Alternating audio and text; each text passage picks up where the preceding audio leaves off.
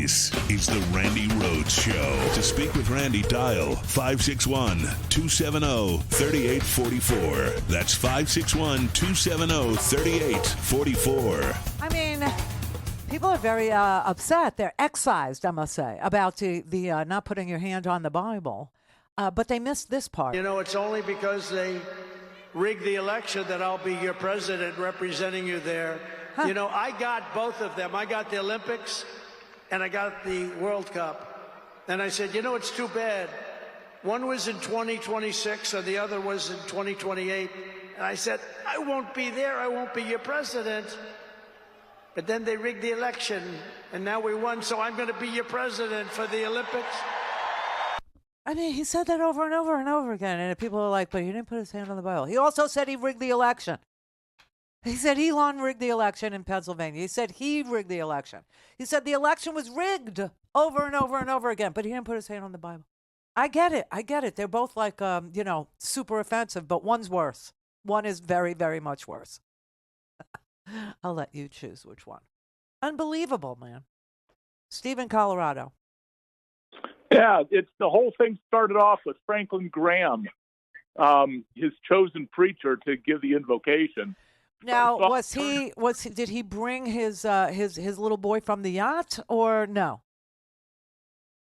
I don't believe so, but he turned to Trump and just basically said, you know, we're done with four dark years. You know, when standing right next to Biden, you know, 4 dark years that we just got through. And, you know, I think he was talking about the recovery period for after COVID, I think is what he was referring to. But the idea that Franklin Graham is okay with a president that doesn't even, swear an oath on the Bible is fine with me. I mean, just, go back to your wife swapping and, just leave us alone is all I would ask of Franklin Graham. That's all. He was almost, anointing Trump as the next Messiah. That's what I was listening Yeah, well, good for him. He's got a Mashiach that doesn't swear on the Bible. How is that okay? How is that we Christian? I saw that. I just said, wait a minute. His hand's not there. Not even close. So, she was offering various Bibles. He didn't take her up on any of them. I believe that's going to be his excuse that he can get out of that oath he took because he did swear on the Bible. Oh my God! It's just we're off to a great start, aren't we? Have a good day. You too. Greg in Illinois. Hello. Sister. Hello. How are you? How are you?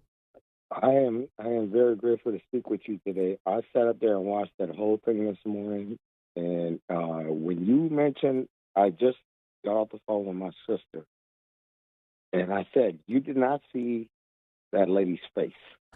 She had that hat tilted down. My God, what was she doing with that thing? She didn't want anybody to see her. No. And did you see the wall of criminals? Yes. There's a whole wall of criminals. And Zuckerberg had his back turned, so we couldn't see him. Well, it's going to be fun to watch because Steve Bannon, has already. I didn't see him. Oh no, he wasn't there. But on his little podcast thing that he's got there, he said that Elon Musk was evil and Zuckerberg was a criminal. So it's going to be fun. Wait. All of them. Yeah, he did. So, you're right. You're right. It was a wall of criminals as far as, It was a whole wall of criminals. It was. And you saw Ted Cruz sitting in the front, right? Uh-huh.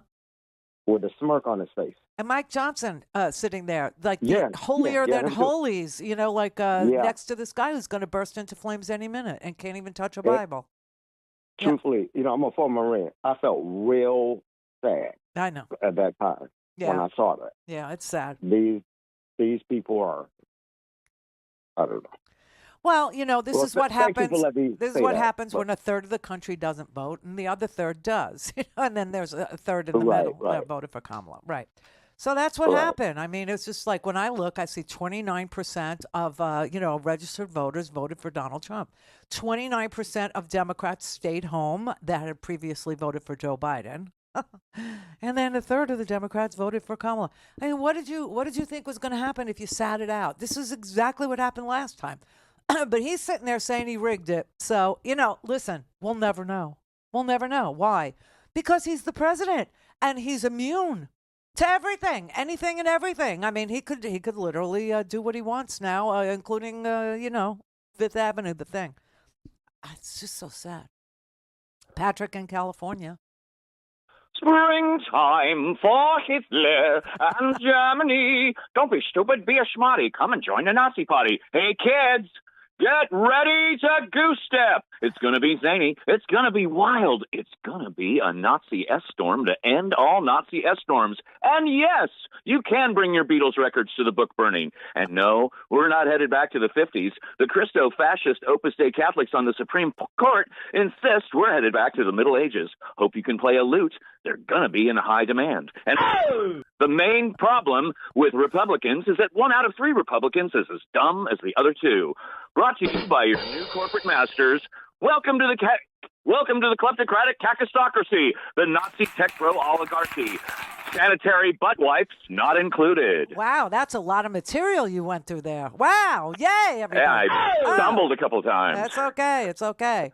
That was and by the way, yes. How are you, Randy? I'm fine, thank you. How are you? Why are we yelling like this? I know. I just wanted to throw in some old-timey radio for everybody. That was really good. Really good. And some zany advertising tropes. And actually, I have a question, believe it or not. Yes. Are you drinking before 3:00 in the afternoon? Is that what you're doing? No, I'm not day drinking, and I haven't even hit my dispensary cannabis yet. Oh, no. It's all natural. Oh, you know what it is? I don't know if you get these out there. GT's Alive ancient mushroom elixirs. They're like these. They taste like they've got a lemon lime, a cola, and a root beer flavor, which comes from, I guess, apple cider vinegar. But it's 3 main. It's like 16 milligrams of 3 mushrooms: chaga, reishi, which is the immortality mushroom; turkey tail, which is supposed to be anti-cancer, and they get you jacked. Apparently, they do. But I do have a question. Now, with Governor Newsom and Tom's governor up in Oregon and all the blue state governors getting together, and they say they're going to, Trump-proof their states.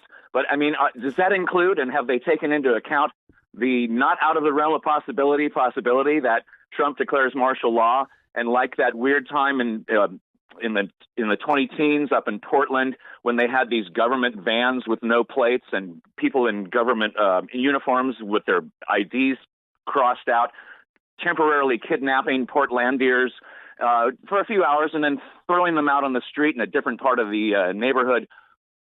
Did these governors with their Trump-proofing take into the consideration what if he deputizes, like DeSantis did in your state, his own private army, and then there's wave upon wave with military government equipment and tanks and what have you. He sends his brown shirt hillbillies out to occupy all the blue states. Then what do we do? Dude, you're microdosing. You are.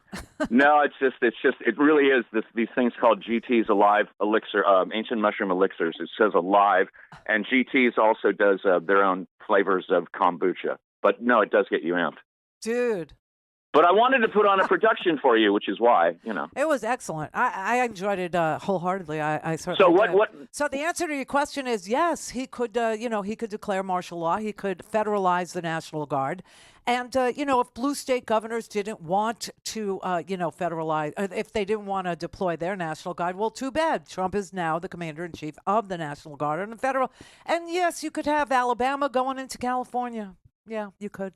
There's nothing we could do other than all right, I guess the Civil War that these people have been wanting since 1865 happened. Laugh now. Of course there's nothing we can do. Oh, my goodness. Hey, what a party. It's a party, kids. Wah,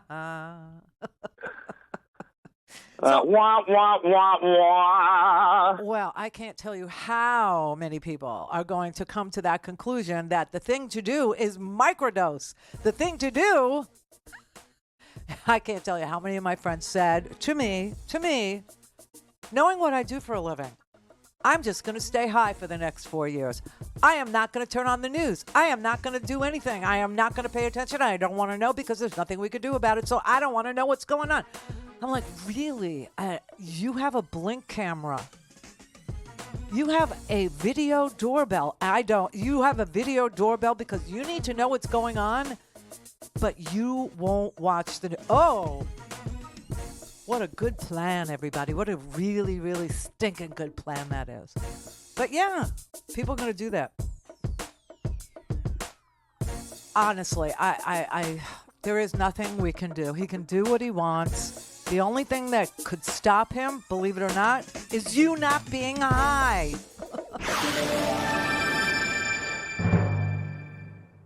Don't have time to listen to the live show?